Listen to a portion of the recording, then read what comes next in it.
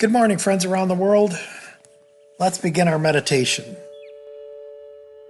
Today's meditation is titled Curiosity versus Judgment. After 70 plus years of life, I've come to the conclusion that most of us tend to move in one direction or another. One direction is filled with certainty and confidence, knowledge, wisdom, and a sense of security knowing how things work and what is right and what is wrong. This certainty about life is often filled with an arrogance towards those who don't act or think like we do. When our certainty is challenged, we may reply, "It's always been done that way," or "I know better. I've been there, done that, bought the t-shirt and went to the convention." There is a sense of comfort in knowing.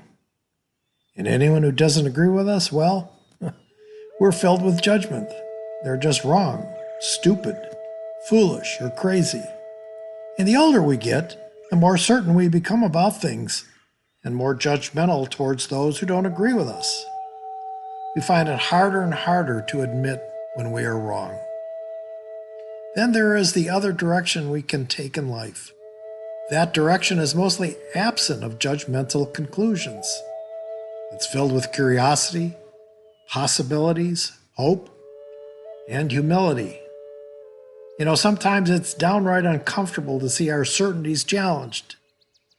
It takes humility to be willing to reevaluate our position on the matter, and even more to be able to say, "You mean I've been wrong all these years?" Or, "I don't care if you've done it this way for 2,000 years.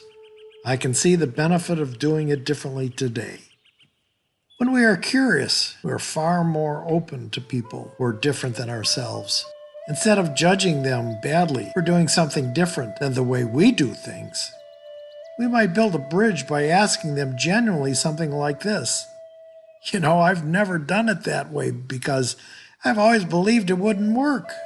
How does doing it your way work for you?" You see, instead of saying, "Boy, are you stupid," or even thinking it, which builds a wall between the two of you, you say, "Wow, tell me how that works for you. I'm really fascinated about this," which builds a bridge in your relationship. Allow me to offer you just one example of the difference there might be between living a life of curiosity and openness or a life of judgment and certainty. One late afternoon, I was in my office at home preparing a homily for next Sunday's Mass. I was at my computer busily working when I heard Trish come in the front door. Then I heard her slam the door and followed by a loud crash. I opened the door to my office, and there, on the tile floor, was a picture that had fallen off the wall and all the glass had broken into a million pieces. I went down the hallway and yelled at Trish, "Why did you slam that door so hard? The picture I got for you for our anniversary is in a million pieces on the floor." Can you hear my anger? Can you hear my judgment? Trish turned around to look at me with her hands and arms filled with grocery bags and said, "Honey, I didn't slam the door. The wind did it." My judgment was absent of curiosity, wasn't it? I might have said something like this: "Honey, are you okay? Can I help you?" No, because I knew she slammed the door. For the rest of our time together during this meditation, you might want to ask yourself these questions. Which path am I on today?